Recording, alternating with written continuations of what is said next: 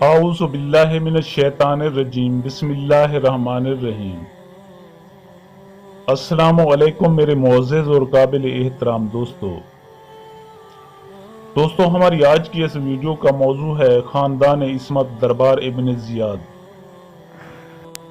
دوستو، مقتل ابو مخنف میں ہے کہ جب اشقیاء امام مظلوم کے اہل بیت کے اس لوٹے ہوئے قافلے کو لے کر ابن زیاد کے دربار میں پہنچے تو وہ بدنہاد اپنے مصاحبین کے ساتھ دربار میں مسند نشین تھا اور دربار تماشائیوں سے بھرا ہوا تھا۔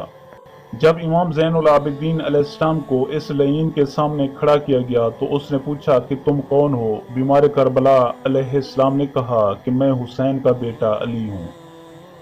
اس بدبخت نے کہا مجھے تو اطلاع دی گئی تھی کہ علی ابن الحسین کو معرکہ کربلا میں قتل کیا گیا ہے۔ آپ نے فرمایا کہ وہ میرے چھوٹے بھائی تھے جنہیں بے جرم و خطا انتہائی ظلم سے شہید کر دیا گیا، اور وہ وقت دور نہیں جب ان مظلوموں کے خون کا حساب تجھ سے مانگا جائے گا، اور مجھے یقین ہے کہ تو کوئی جواب نہ دے سکے گا۔ راوی کہتا ہے کہ مولا علیہ السلام کے یہ الفاظ سن کر اس نے اپنا سر جھکا لیا، پھر اپنے سپاہیوں کی طرف متوجہ ہوا کہ مجھے ان میں سے ہر بی بی کے نام و نسب سے آگاہ کرو۔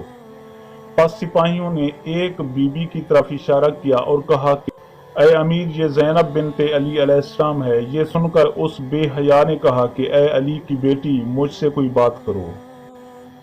دوستو، یہ سننا تھا کہ بی بی علیہ السلام کو جلال آیا اور فرمایا کہ اے دشمن خدا، تو نے ہماری تذلیل میں کوئی دقیقہ فروغ گزاشت نہیں کیا، حالانکہ تو جانتا ہے کہ ہم نبی صلی اللہ علیہ وآلہ وسلم کی بیٹیاں ہیں۔ ہمارے گھر میں تو فرشتے بھی بغیر اجازت کے نہیں آیا کرتے تھے۔ اس بدبخت نے آپ کا یہ کلام سن کر کہا اے زینب علیہ السلام، تو نے دیکھا کہ اللہ تعالیٰ نے تیرے بھائی کے ساتھ کیا کیا؟ وہ چاہتا تھا کہ یزید بن معاویہ سے خلافت چھین لے اور خود مسند نشین ہو، لیکن خدا نے اس کے ارادے کو ملیا میٹ کر دیا اور حسین علیہ السلام کی یہ آرزو بار آور نہ ہوئی۔ راوی کہتا ہے کہ اس گستاخ کا یہ کلام سننے کے بعد بی بی کو اتنا غصہ آیا کہ آپ نے فصاحت و بلاغت سے جواب دیا، گویا محسوس ہوتا تھا کہ خود امیر المومنین علی علیہ السلام بول رہے ہیں۔ بی بی پاک نے فرمایا کہ اے نجس کتے، تیرے کہنے کے مطابق اگر میرے بھائی نے خلافت لینے کا قصد کیا تھا تو یہ بھی کوئی جرم نہیں تھا، بلکہ یہ ان کا حق تھا، لیکن تو نے اہل بیت علیہ السلام کے ساتھ جو ظلم کیے ہیں ان کی وجہ سے تو نے خود کو عذاب جہنم کا حقدار بنا لیا ہے۔ اے بدنہاد، جو ظلم تو کر سکتا تھا وہ کر لیے، اب اس وقت کے لیے تیار رہے جب اس عادل و قہار کے دربار میں تو بطور مجرم پیش ہوگا اور میرے نانا رسول کائنات صلی اللہ علیہ وآلہ وسلم میرے بھائی کے خون کے مدعی ہوں گے۔ بتا اس وقت تو کیا جواب دے گا؟ بی بی پاک علیہ السلام کا یہ کلام سن کر وہ بدبخت سخت طیش میں آیا اور اس نے چاہا کہ وہ آگے بڑھ کر بی بی پاک کو مارے، لیکن عمر بن حریث نامی ایک شخص اٹھا اور کہا کہ اے امیر، یہ عورت ہے اور کسی عورت پر تمہارا ہاتھ اٹھانا مناسب نہیں۔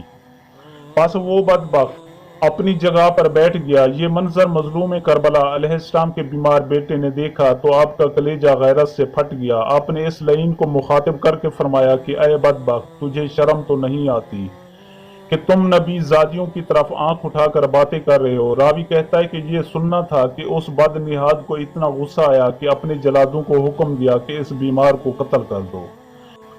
جب وہ جلاد بیمار کربلا کی طرف بڑھے تو جناب زینب علیہ السلام بیمار بھتیجے سے لپٹ گئیں اور فرمایا کہ اے بدبخت، کیا حسین علیہ السلام کے قتل سے تیرا جی نہیں بھرا کہ اس آخری سہارے کو بھی ہم سے جدا کرنا چاہتے ہو؟ خدا کی قسم، میں ایسا ہرگز نہیں ہونے دوں گی۔ اگر تو اس کو قتل کرنے پر آمادہ ہے تو پھر پہلے مجھے قتل کر تاکہ میں بیمار بھتیجے کا قتل نہ دیکھوں۔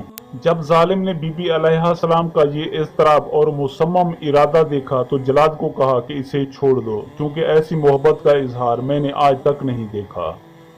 پھر اس بدبخت نے اپنے سپاہیوں سے کہا کہ ان قیدیوں کو قید خانے میں بند کر دو۔ دوستو، جناب زینب علیہ السلام کہتی ہیں کہ اس مظلومیت کے عالم میں ہمارا کوئی پرسان حال نہ تھا، کسی کو ہمارے ساتھ غم خاری کی توفیق نہ ہوئی۔ اس عرصے میں ہمارے پاس کوئی عورت ہمیں فرزند رسول सल्लल्लाहु अलैहि वसल्लम का पुरसा देने ना आई। अगर कोई औरत आई भी तो वो खुद किसी की कनीज होती थी। रावी कहता है कि अहले बैत अतहार को जिंदान में बंद करने के बाद इब्ने जियाद ने हुक्म दिया कि हुसैन अलैहिस्सलाम के सर को मेरे पास लाओ।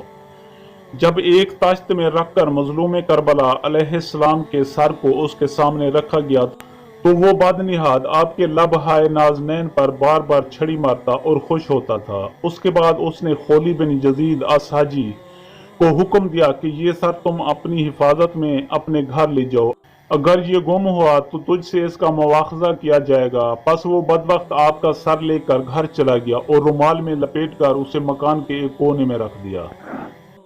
आपके चेहरे अनवर के नूर से उसका घर मुनव्वर हो गया। खोली की बीवी जो मोमना थी उसको बहुत ताज्जुब हुआ। उस शकी से पूछा कि रुमाल में क्या है जिसकी रोशनी से सारा घर रोशन हो गया है। उस बदबख्त ने जवाब दिया कि ये फर्जंदे रसूल हुसैन अलैहिस्सलाम का सर है। वो बीबी ये सुनकर बहुत रोई और कहा कि ऐ दुश्मन खुदा, अपने आप को खुदा के गजब और अजाब के लिए तैयार रख।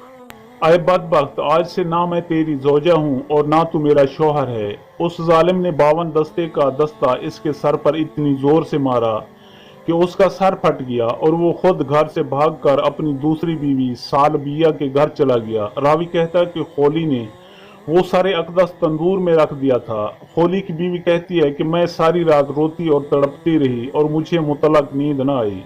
नागाह मैंने सुना कि आपका सर अतहर तिलावत फरमा रहा है और आप ये आयत मुबारका तिलावत कर रहे थे।